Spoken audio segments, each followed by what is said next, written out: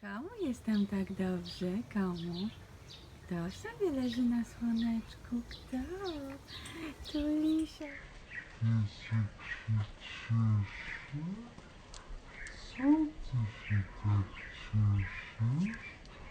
No chodź do... Chodź, o lizanie.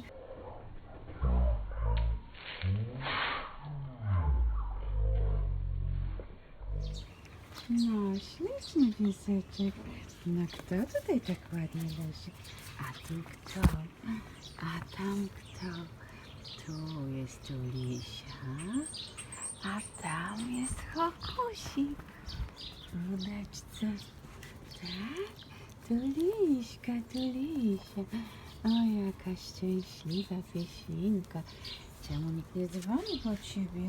Szkoda, żebyś się przyzwyczajała tutaj, wiesz? No, szkoda, Żabko. Hokusik, jaki grzeczny.